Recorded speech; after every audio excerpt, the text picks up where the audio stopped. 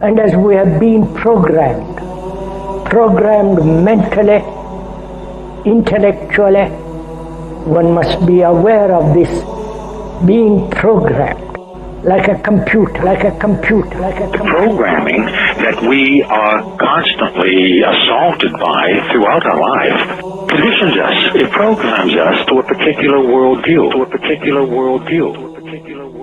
Is they are absolutely propagandizing the world with all of their theses about the nature of the universe that we live in, where we come from, our origins, the origin of the universe, and so forth. The project is literally the secularization of the world, to completely strip the world from religious beliefs. This is the project, and that is why it is called Novus Ordo Seclorum, a new secular or worldly order.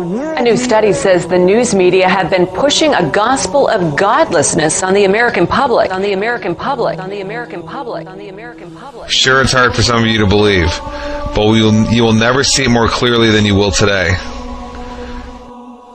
I mean, it's just so amazing. The creationists were right all along. To be honest, they just didn't have the argumentative skills. All of you are engaged in running your mouths, doing your business, multiplying, buying houses, cars, business, whatever you're doing. And when you're told about God, religion, life, morality, you're saying, look, I ain't got no time for that. Because this media is here and designed to make sure that they ask no critical questions, to make sure that the only thing that they are concerned about is having a good time, The only thing they're concerned about is filling their bellies. The only thing they're concerned about is acquiring more and more material things. And so that is why today, one of the struggles that you have as young people, that when you want to do different events and you want to talk about real issues, you have the struggle of many of your peers who've been so conditioned in this matrix that they would rather party than listen to the truth. They would rather party and shop and go to the mall than to stand up for issues of justice. They're stuck in the matrix. But you have the responsibility of helping to wake them up. Now, how do we know that there's a God? After having been thoroughly brainwashed. And how do we know that there's a creator?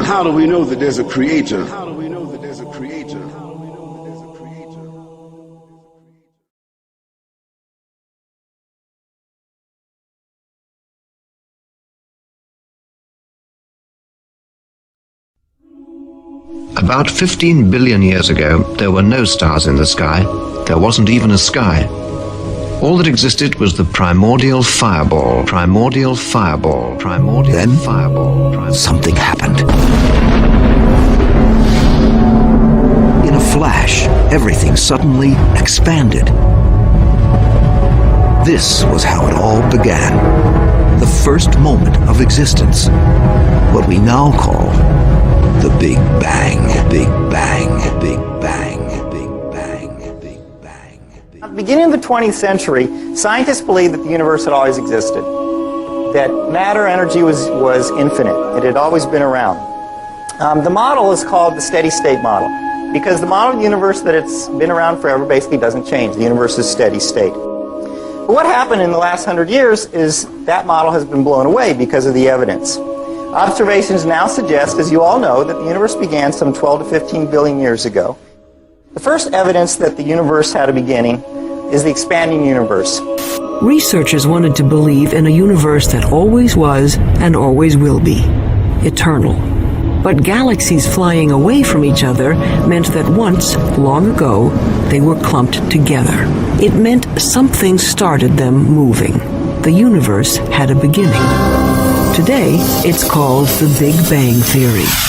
This was first discovered in 1929 by Edwin Hubble, and it's the first evidence that the universe had a beginning.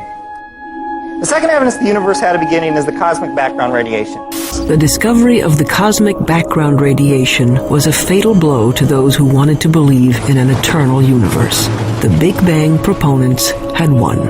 Now, the final evidence for the origin of the universe is the relative abundance of light elements. It's very clear now that the universe had an origin, and scientists have become to accept this. In fact, the equations of general relativity that Einstein developed had an origin of the universe. When Einstein developed his equations of general relativity, they showed that there should be an expansion of the universe and an origin, and Einstein didn't like that.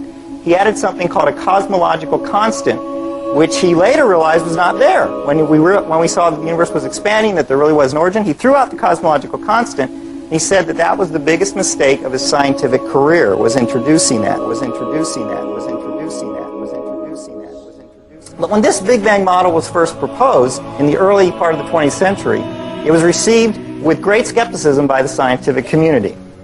Because the scientific community knew that the Big Bang opened up the possibility of having a beginning and a creator and someone who began it.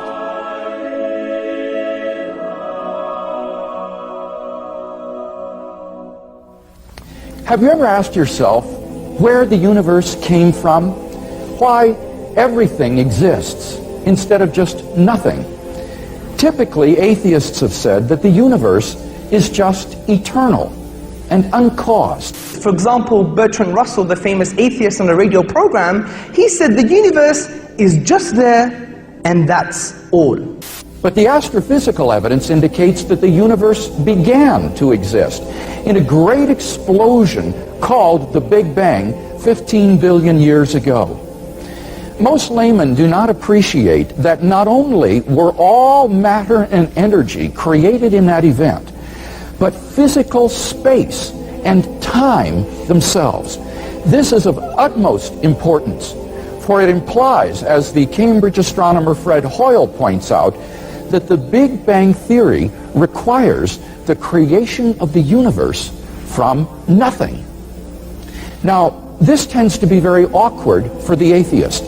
For as Anthony Kenny of Oxford University urges, a proponent of the Big Bang theory, at least if he is an atheist, must believe that the universe came from nothing and by nothing. But surely that doesn't make sense. Out of nothing, nothing comes. Even atheist philosophers such as David Hume, he wrote in a letter, "I never asserted to absurd proposition as that anything might arise without a cause." Similarly, P.J. Zwart in his publication About Time said, "If there is anything we find inconceivable, it is that something could arise from nothing." So where did the universe come from? Why does the universe exist instead of just nothing? There must have been a cause which brought the universe into being. We can summarize our argument thus far as follows. Premise 1. Whatever begins to exist has a cause. 2. The universe began to exist. 3. Therefore, the universe has a cause. It doesn't mean it's God, doesn't mean it's Jesus, doesn't mean it's Allah, it doesn't mean anything. It just means there's a cause for the universe. So we ask another question, what is the nature of this cause? And the nature of this cause, upon conceptual analysis, which means critical thinking about this cause, we come to some startling conclusions.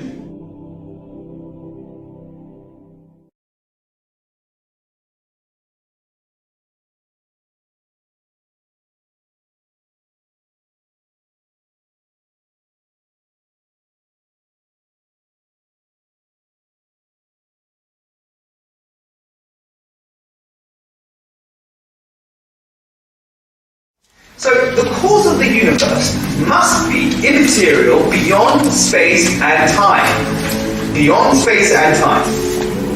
Now there are only two things that can fit in this category. The first, abstract objects, and the second, an embodied mind. So we're faced with two worldviews. One starts in the beginning with mass energy, the particles, and everything is derivative, including information. The other says the exact opposite, says the exact opposite, says the exact opposite, says the exact opposite. So in the first worldview, mass energy is primary and mind is derivative. In the other worldview, mind is primary and mass energy is derivative. And so far as tonight's lecture is concerned, it is the diametrical opposition between the worldview of materialism and the worldview of theism. It is a conflict between these two worldviews, but I want you to notice there are scientists on each side of it. Now, what's the better candidate? Now, abstract objects, the problem with these abstract objects is they're causally effete, meaning they can't cause anything. Like, for example, the number 1 can't cause anything. The simple law of arithmetic, 1 + 1 = 2, never brought anything into being. I wish it did. It never has put any money into my bank account. If I put £1,000 into the bank today and later another £1,000, the laws of arithmetic will rationally explain how it is that I now have £2,000 in the bank. But if I never put any money into the bank myself and simply leave it to the laws of arithmetic to bring money into being, I shall be permanently bankrupt. C.S. Lewis, with usual brilliance, grasped this years ago. The laws of nature produce no events. They state the pattern to which every event, if only it can be induced to happen, must conform. Just as the rules of arithmetic state the pattern to which all transactions with money must conform, if only you can get a hold of any money. Thus, in one sense, the laws of nature cover the whole field of space and time. In another, what they leave out is precisely the whole real universe. The incessant torrent of actual events, which makes up true history, that must come from somewhere else. To think the laws can produce it is like thinking that you can create real money by simply doing sums. For every law says in the last resort, if you have A, then you will get B. But first catch your A. The laws will not do it for you. Now, scientists love developing theories involving mathematical laws to describe natural phenomena, which enable them to make predictions, and they've done it with spectacular success. But most are aware, I think, that on their own the theories and laws that they find cannot create anything, let alone a universe. Yet Hawking seems to think they did. Professor Stephen Hawking says that modern science has established there was no need for God in the creation of the universe. In a new book, Hawking suggests that a theoretical framework known as M-theory can explain how the Big Bang was an inevitable consequence of the laws of physics. According to him, it is the laws of physics, not the will of God, that provide the real explanation as to how the universe came into being. The Big Bang, he argues, was the inevitable consequence of these laws. I quote, "Because there is a law such as gravity, the universe can and will create itself from nothing." Now, a supernatural being, or God, is an agent who does something. Dismissing such an agent, Hawking ascribes creative power to physical law. But physical law is not an agent. Hawking, it seems to me, is making a classical category mistake by confusing two entirely different kinds of entity, physical law and personal agency. Our physical laws are a description, usually mathematical, of what normally happens under certain given conditions. This is surely obvious from the very first example that Hawking gives in his book. The sun rises in the east. But this law does not create the sun, nor the planet Earth with east and west. It is descriptive and predictive, but not creative.